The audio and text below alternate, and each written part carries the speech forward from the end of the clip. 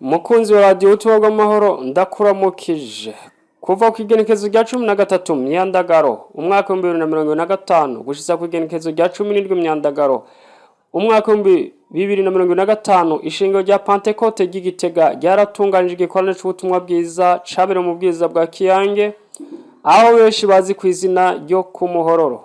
Radio ubutumwa bw'amahoro yari yahishikiye kuva ku munsi wa gatanu igenekezo rya 15 Myandagaro umwaka wa 2025 gushitsa ku Imana igenekezo rya 17 Myandagaro umwaka wa 2025.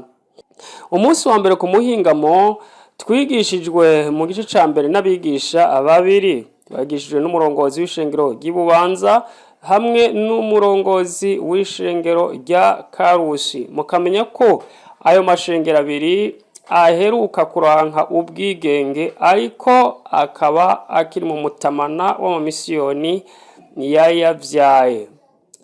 Uwa mbere yatwigishije Abaroma igice 8 umurongo wa 14 ati ibuka uko waje umeze ugikizwa ni mpwemu yera tumara ubwoba ni mpwemu yera aduhindura yatweretse rero ikimazi ca mpwemu yera tukaba twari dufise urufatiro ruvuga ngo kwibukwa n'Imana. Ishingiro ryose rero ryasabwe guhaguruka imbere y'Imana. Umuntu wese azi imbere y'ubwiza bw'Imana yifuza ko Imana yomwibukako. Ishingiro ryarafukamye imbere y'Imana. Ishingiro ryose ryasabwe guhaguruka imbere y'Imana. Umuntu wese yumva afise umutwaro akumva ko ari cyo kwibukwa ko n'Imana azi imbere y'ubwiza bw'Imana. Mu nyuma hasengwa bifuza ubushobozi bwa mpwemu yera. Abantu barabareka bariyugura imbere y'Imana ubwiza bw'Imana buramanuka mu ishingiro ryayo. Ku munsi ugira kabiri rero radio ubutumwa bw'amahoro yahashitse guhera ku miga mu gitondo no kuvuga amiga yatangura isaha samoya y'igitondo. Indirimbo z'abarimvyi rero zikaba zarasamiranye muri ico kibanza. Umwigisha mu gitondo yari Pasteur Claver mubwiriza bwa Bitare yadusomeye ijambo rifise urufatiro mu Filipi 2 ku murongo wa 3 na Filipi 4 kuva ku murongo wa 4 kugeza ku murongo wa 6. Ati ivyo wamenyesheje abantu byose ntaco bimaze, ivyo wamenyesheje Imana nivyo bihambaye. Ishengero ryarahamagawe umuntu wese afise ivyo amenyesha Imana yaciye atera intambwe araca bugufi baramusengera. Twarangije isaha 2:30. Mukunzi wa radio ubutumwa bw'amahoro nibaza yuko utararambirwa no kumva ivyo ubutumwa bwabereye bubwiriza bwa Kiyange. Ngira nkumenyeshe rero uko amiga makuru yo imbere y'umuhingamo yagenze. Amiga rero makuru yatanguye isaha 3 z'igitondo. Akaba yatanguriwe n'indirimbo z'abaririmbyi batandukanye nk'uko bisanzwe. Inyuma y'ivyo umwungere wa mbere w'ishengero rya Gitega yaciye yakira umunyamabanga mukuru wa Sepebu Nikora Hakizimana. Mu nyuma yahaye kaze umusiguzi wa mbere akaba yabaye umunyamabanga mukuru wa Sepebu. Yatwigishije ijambo rifise urufatiro mu gitabo ca Luka 18 umurongo wa 18. Umusiguzi ati baza Yesu ico wobuhajije arakikubwira kandi naho co wakigoye ugikore. Ati ivyo umuvyeyi vyose ni ivy'umwana natwe ko turabana ba Kristo ivyo afise vyose ni ivyacu. Abigaratiya 4 kuva ku murongo wa 1 gushika kuri 14 ivyacu Yohana igice ca 21 n'umurongo wa mbere. Twasabwe guhagarara ngo dusabe kunesha kugira ngo tuze duhabwe ivyasezerano. Ku mwanya wa kabiri higishije umwungere w'ishingiro rya Pentecote ry'Ibujumbura Onesphore Kwirikanya. Imbere yo gusigura yabanje gusaba ishengero guhaguruka rigahimbaza Imana gisanzuye. Abantu barahagurutse bahimbaza Imana banezerewe. Yadusomeye ijambo riri mu cete ca kabiri c'Abikorinto 15 ku murongo wa 51 n'umurongo wa 32 n'Abikorinto 2 ku murongo wa mbere. Ati ivyizigiro vy'ishengero ni kuzoja mu ijuru. Ibikorane birafise aho bizorangirira. Ijete ca mbere c'Abitesalonika 4 kuva ku murongo wa 13 n'umurongo wa 18. umwungere akaba yatubariye ibijanye n'ikurikirana ry'ibihe guhera ku kutuzwa kw'ishengero kugeza ku ngoma ya Kristo y'imyaka igihumbi. Umwungere rero ati birashaka umukristo azoronka ibitsibo biruta ivyanje kandi sinzogira ishari kuko azoba yarabikoreye. Twarabiciga nino tunezerewe kandi ishengero ryari riciye akama ryumviriza cane, ubona ko bariko bariga vy'ukuri. Inyuma y'ivyo rero twaciye turaba abakristo ingene baha ubugingo bwabo Yesu Kristo. Yaciye ahamagara abaza gutunganya ubugingo bwabo, benshi barafukama barasengerwa. Mu nyuma hahamagara abafise imitwaro n'indwara zananiranye vy'umwihariko n'abifuza ubushobozi bwa Mpwemu Yera barasengerwa. Bahamagaye kandi abakiriye Yesu umwami n'umukiza, harabonetse abashika 7, abagabo 3 n'abagore 4. Umwungere w'Ubujumbura case pastori babarambika kw'ibiganza. Twarangije ico gice isaha 8 z'umuhingamo tunezerewe. Mukunzi uriko urantega amatwi, ndizera yuko uriko urumva neza uhezagirwa n'ivyakorekeye ikiyange. Nkundira rero nkubarire uko vyagenze ku muhingamo. Mukunzi wa Radio Ubutumwa bw'Amahoro, ku muhingamo umusiguzi yarasiguye, ariko habanje gutangura indirimbo z'abaririmbyi batandukanye bari ngaho. Umusiguzi rero yasiguye ku mwanya wa mbere n'umwungere wa kabiri wo mu Rusagara. Yashikirije ubutumwa bufise uyu mutwe uvuga ngo kugira Yesu uwa mbere.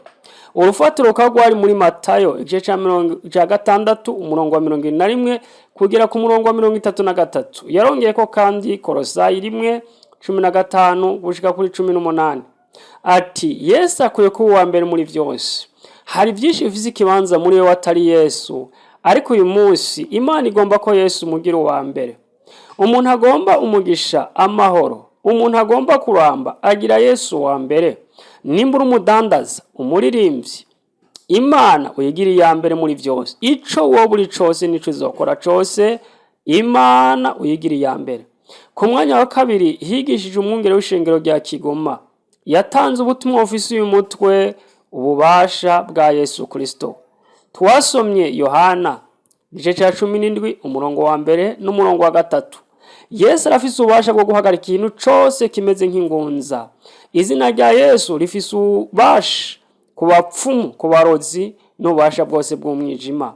Mariko igice ca 2 umurongo wa 15. Yesu yarahamagaye ifirimo shekeri kugira Petero ariho ikori. Imana iraza imfashanyo yawe yoca kugira ngo igutabare. Igikona cawe kizotumwa, ariko ntuzi aho bizoca. Imana ifise inzira nyinshi. Luka 9 umurongo wa mbere. Umwungere wa Kigoma yaduha bishinga nta bitari bike aho ububasha bwa Yesu bwakoze. Nk'akarorero yadushinga intahe ingene umwungere Nkone yagiriwe inama n'abarozi, ariko inzu yiwe ikarindwa, baje bagasanga ikikijwe n'amazi, ahandi bagasanga ikikijwe n'umuriro. Eka mbere ikindi gihe basanze inzu yiwe yaduze iri mu bicu.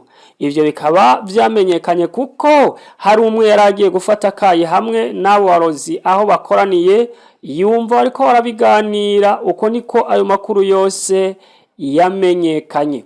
Yatwariye kandi inkuru z'umusore yitwa Tito yapinze n'umurozi ko yofata inzoka.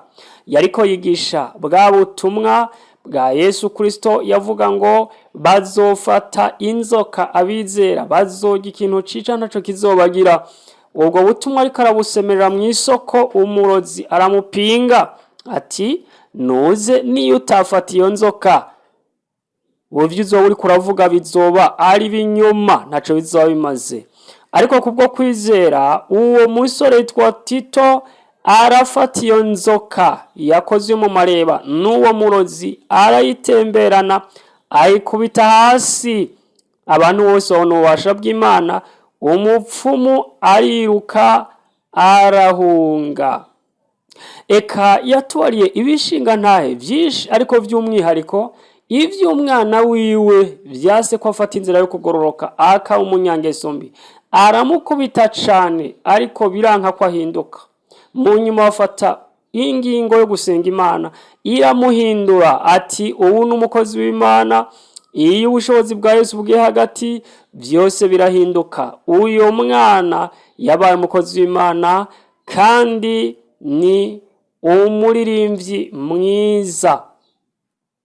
Yahaye kazi umuntu wese ngo atere intambuko yakira ububasha bwa Yesu Kristo. Yahaye kazi abavyeyi bafise umutwaro w'abana batagomba gukurikira inzira yo kugororoka nk'uyo mwana wiwe. Benshi bagora ibiganza vyabo barasengerwa. Hakurikiye amasengesho kubagwaye n'abifuza ubushobozi bwa Mpwemu Yera. Umwungere w'Igitega yaciye hakaza abantu babiri bashima Imana. Twarangije isaha 1 y'umugoroba. Mukunzi wa radio ubutumwa bw'amahoro, nagira ngo ndakumenyeshe uko umunsi wa nyuma w'igikorane wagenze. Igikorane rero catangwe isaha 2 z'igitondo. Isaha 2 zuzuye neza, indirimbo z'abaririmbyi zari zitanguye gusamirana. Inyuma y'indirimbo z'abaririmbyi, umwungere wa mbere w'ishengero ry'Igitega yaciye hakaze abashitsi bose bari bitabiriye igikorane.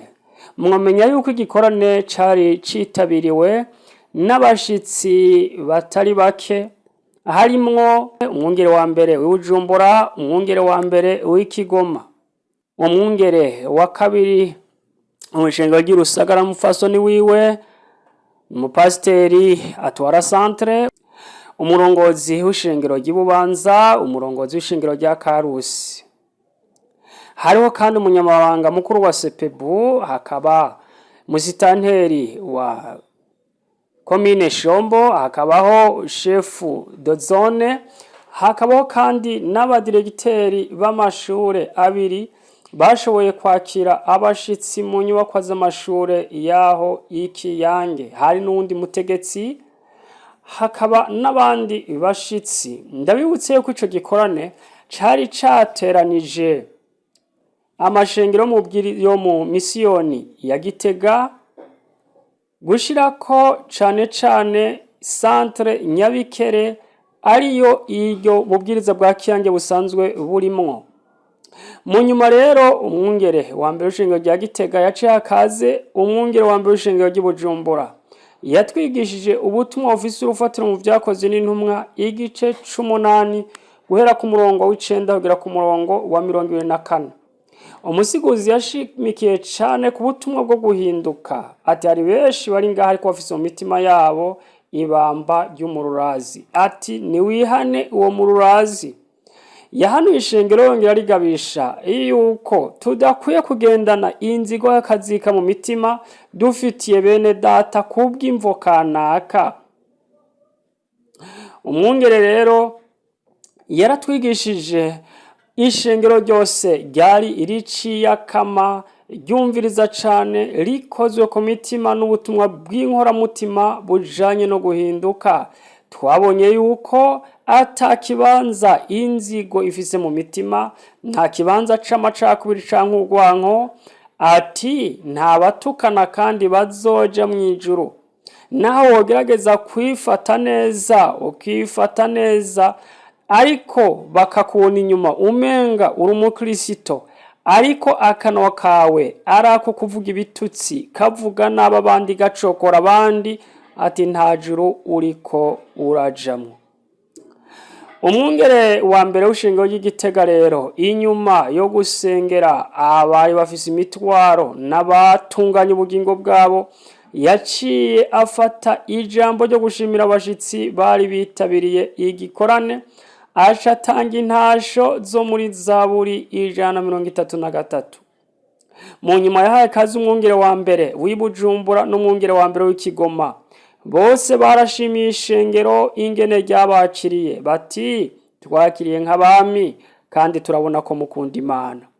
Umwungere wa mbere w'ishengero ry'Ikigoma we yahezagiye ishengero mu majambo atandukanye, ararihezagira umwanya munini, abantu bose bakitabiriza bati ame ame banezerewe.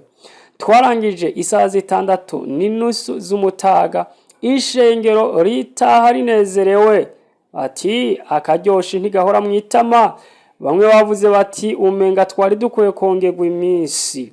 Mukunzi wadukurikiranye uhereye mu ntango, ndagushimiye cyane. Ujije kunezerwa n'ibiganiro vya radio Ubutumwa bw'amahoro. Imana iguhezagire.